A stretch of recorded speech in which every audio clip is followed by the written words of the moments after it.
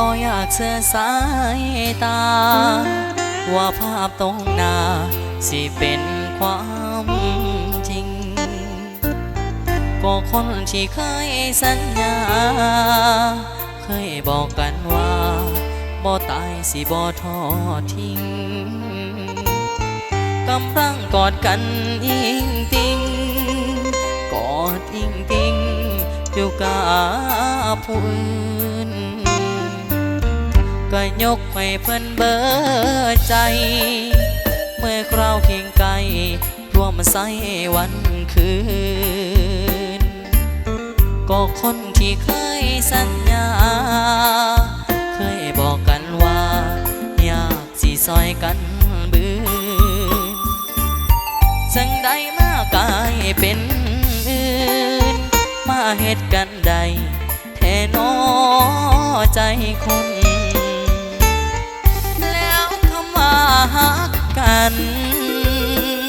เมื่อนั้นมันเหียทิ่มใสแล้วคนที่ว่าฮักหลาย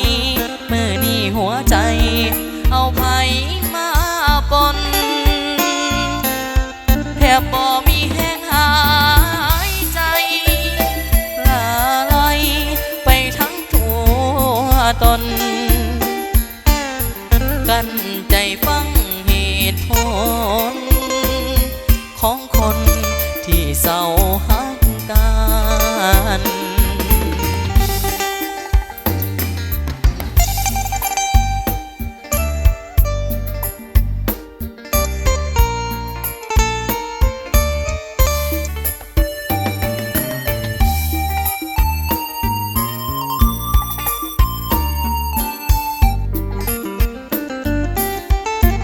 ยกให้เพิ่นเบิดแทงว่าเขามาแย่ง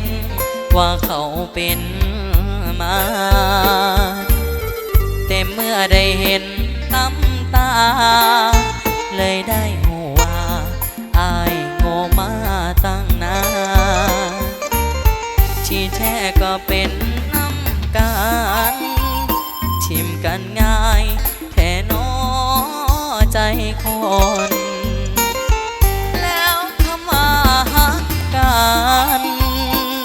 เมื่อนั้น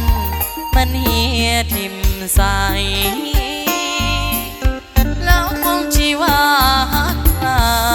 ยเมื่อนี้หัวใจเอาไผมาปนแค่บ่มีแห้งหายใจ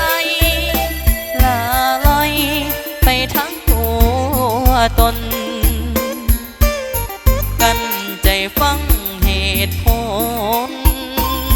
ของคนที่เศร้าฮักกันกันใจฟังเหตุผลของคนที่เศร้าฮักกัน